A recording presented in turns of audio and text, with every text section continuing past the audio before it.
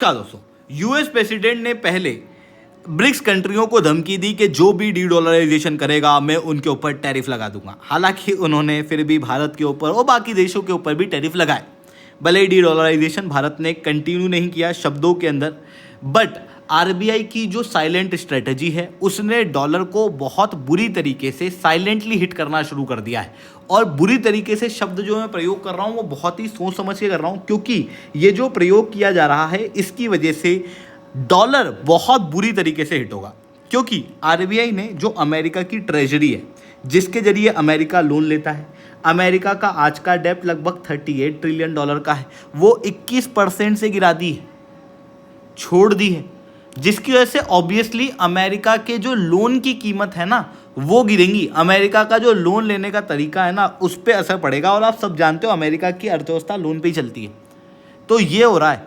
इतना ही नहीं, ये काम केवल आरबीआई नहीं कर रहा, आरबीआई अपने साथ में बाकी ब्रिक्स देशों को भी लिया हुआ है।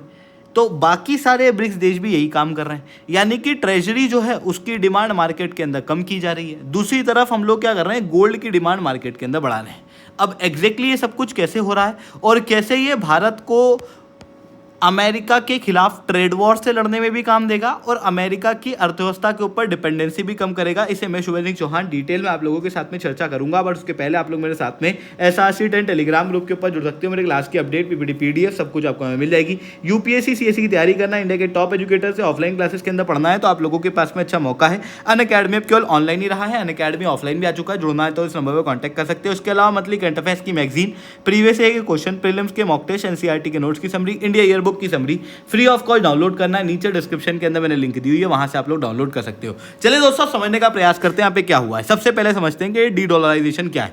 देखो, दुनिया भर की जो अर्थव्यवस्था है पिछले 80 साल से डॉलर के ऊपर चल रही है।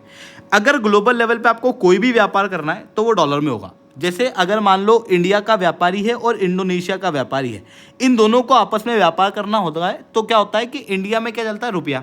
तो हम लोग क्या करते हैं, सबसे पहले रुपये को डॉलर में कन्वर्ट कराते हैं, फिर इस डॉलर में हम पेमेंट करते हैं इंडोनेशिया के आदमी को। अब वो डॉलर उसके देश में तो चलेगा नहीं, तो फिर वो क्या करेगा, उसको अपनी करेंसी रुपी के अंदर कन्वर्ट करा लेगा और फिर उसके बाद वो सारा काम चलता है। तो यानी कि ग्लोबल लेवल का व्यापार अधिकतर आपको डॉलर के अंदर देखने को मिलता है। इस कारण से पूरे विश्व की डिपेंडेंसी डॉलर के ऊपर है और इसी वजह से अमेरिका इस चीज़ को काफ़ी ज़्यादा मिसयूज़ करता है। जैसे कि आप सैंक्शंस देख सकते हो, सैंक्शन भी ऐसे ही काम करते हैं। अमेरिका कहता है कि मैं अपना डॉलर यूज़ नहीं करने दूंगा, जिससे किसी भी देश की अर्थव्यवस्था चरमरा जाती है, अगर वो छोटा मोटा हो तो। रशिया जैसा हो तो उसकी बात अलग है। ये बात आपको समझ में आई। ऐसी कंडीशन में डॉलर के ऊपर से डिपेंडेंसी कम करना ब्रिक्स देशों का एक बहुत बड़ा उद्देश्य है। अब बात आती है कि चलो ठीक है, ब्रिक्स देशों का उद्देश्य तो है, तो अब हम ये उद्देश्य को कैसे पूरा कर रहे हैं। तो पहले तो हम लोगों ने ना लोकल करेंसी के अंदर व्यापार करना शुरू किया था। उसके बाद में अमेरिका के द्वारा कहा गया कि डीडॉलराइजेशन करा तो हम आपके ऊपर सैंक्शन लगा देंगे, हम आपके ऊपर टैरिफ लगा देंगे, जिसके बाद में हम लोगों ने डी डॉलराइजेशन शब्द यूज करना बंद कर दिया है। बट उसके बावजूद भी हम लोग लोकल करेंसी तो प्रमोट कर ही रहे हैं। उसके साथ में हम लोगों ने एक और बड़ा गेम खेलना शुरू कर दिया है, जहां पर ट्रेजरी बिल को सेल करना शुरू कर दिया। अब आप कहोगे ट्रेजरी बिल क्या है। जैसे अगर आप मान लो आपको लोन लेना है, आपने किसी से लोन लिया, तो सामने वाला आदमी उस पैसे को जो उसने आपको दिया है वो क्लेम कैसे करेगा, कुछ लिखा पढ़ी करोगे ना, कुछ आप एक डॉक्यूमेंट तो बनाओगे। उस चीज़ को अगर मैं गवर्नमेंट लेवल पे कहूँ तो वो ट्रेजरी बिल होते हैं। अमेरिका जब लोन लेता है तो वो रिटर्न में ट्रेजरी बिल देता है। इसके अंदर लिखा होता है कि फलाना फलाना व्यक्ति को इतने ब्याज के साथ पैसा रिटर्न किया जाएगा। और अमेरिका की अर्थव्यवस्था पूरी तरीके से इन ट्रेजरी बिल पे ही चल रही है। अगर मैं अमेरिका के ऊपर लोन की बात करूं तो लगभग 38 ट्रिलियन डॉलर का है और हर साल का एनुअल डेफिसिट 1.8 ट्रिलियन डॉलर का और 1.2 trillion dollar per year America ब्याज पे करता है। यानी कि हर साल लगभग 3 ट्रिलियन डॉलर से इनका लोन बढ़ता है। इस समय जब मैं ये वीडियो बना रहा हूँ तो पता नहीं कितने बिलियन डॉलर का लोन जो है वो अमेरिका के ऊपर चढ़ता ही जा रहा होगा। कोई छोटी मोटी अर्थव्यवस्था होती तो वो गिर जाती, अमेरिका की नहीं गिरती। क्यों? क्योंकि ट्रेजरी बिल की डिमांड बहुत है, क्योंकि ग्लोबल लेवल पे व्यापार ही डॉलर में होता है और अमेरिका ग्रेटेस्ट कंट्री, बड़ी अर्थव्यवस्था मानी जाती है। इस कारण से लोग जो हैं वो ट्रेजरी बॉन्ड के अंदर निवेश करते हैं। इसके अंदर यील्ड भले ही कम हो बट इसके अंदर सेफ्टी ज़्यादा होती है।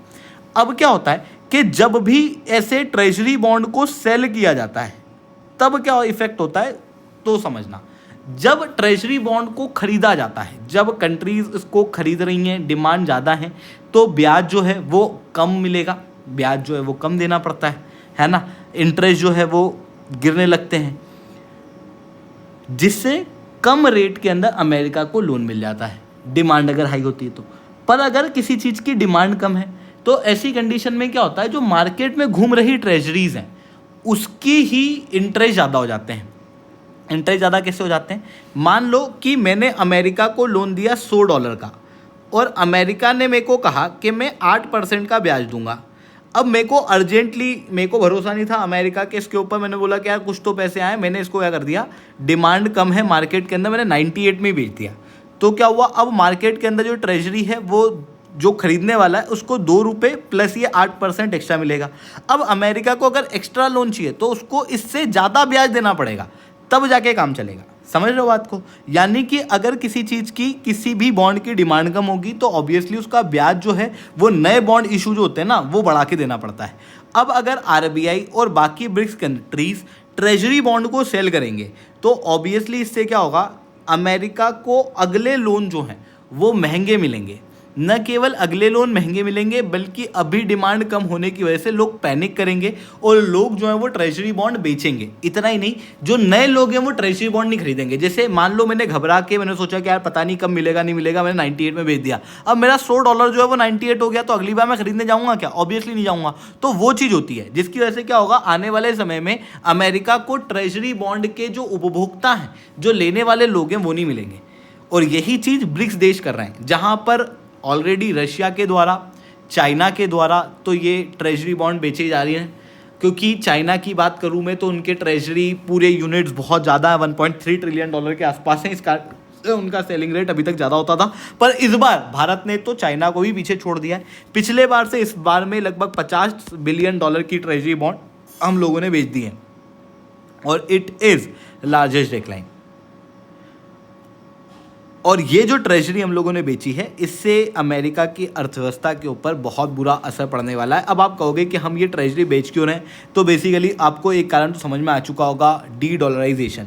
डी डॉलराइजेशन क्यों? क्योंकि अमेरिका इस डॉलर को वेपन के रूप में प्रयोग करता है।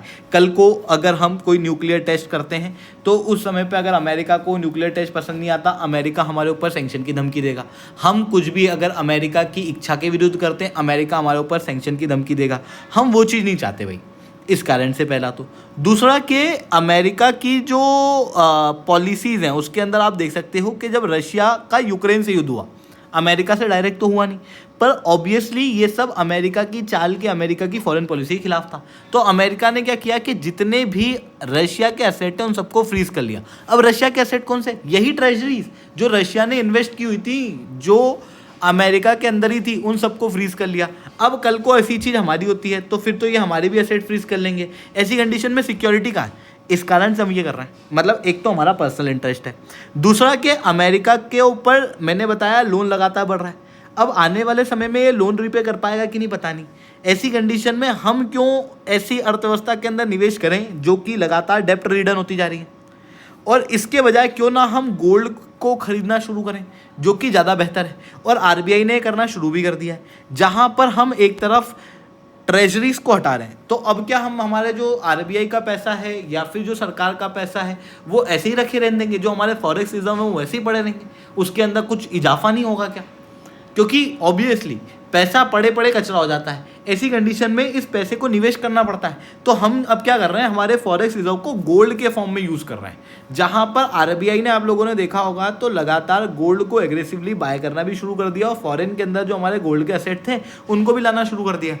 ब्रिक्स देशों की बात करूं तो आज के समय पे ब्रिक्स देश लगभग 50% गोल्ड प्रोडक्शन को ओन कर रहे हैं और इनके पास में जो रिजर्व्स हैं वो आप देख सकते हो यहाँ पर one of the highest world के अंदर देखने को मिल रहे हैं। इंडिया मेजर इंपोर्टर और रिजर्व होल्डर अब पूरे वर्ल्ड के अंदर बन चुका है। This is the master stroke by RBI, जिसके जरिए हम यूएस की इकोनॉमी को हर्ट कर रहे हैं। अब आप कहोगे भले ही हम हर्ट कर रहे हैं, पर यूएस की वजह से तो हमारी अर्थव्यवस्था कमजोर पड़ रही है ना, हमारा रुपया गिर रहा है ना। नहीं, बेसिकली अगर आप देखोगे तो इसे इस तरीके से भी देखा जा सकता है कि भारत के पास में इतने फॉरेक्स रिजर्व हैं अभी कि हम रुपये को बचा सकते हैं।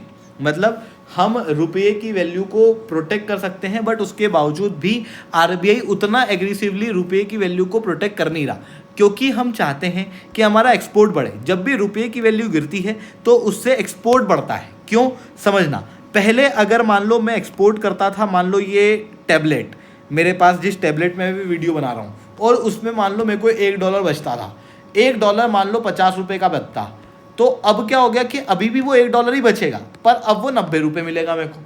तो इससे क्या होगा, मैं एक्सपोर्ट करने में और ज़्यादा प्रमोट होऊंगा। और यही कारण है कि भारत के जो एक्सपोर्ट्स हैं वो लगातार बढ़ रहे हैं। एक्सपोर्ट्स लगभग 20% तक जंप देखने को मिला है डिस्पाइट यूएस ट्रेड वॉर। तो ये चीज़ें यहाँ पर देखने को मिल रही हैं। आई होप ये सारी बातें आप लोगों को समझ में आई होंगी। लेक्चर अच्छा लगा हो तो लाइक करना, लेक्चर बहुत अच्छा लगा हो नीचे ऐसा स्टूडेंट कमेंट करना। यूपीएससी सीएससी की तैयारी करना, इंडिया के टॉप एजुकेटर से ऑफलाइन क्लासेस के अंदर पढ़ना है, आप लोगों के पास में अच्छा मौका है। जुड़ना चाहते हो तो यहाँ पे मैंने नंबर दिया हुआ, उसके ऊपर आप कॉन्टैक्ट कर सकते हो। ठीक है दोस्तों, आज के लिए that's all from my side. जय हिंद, जय भारत।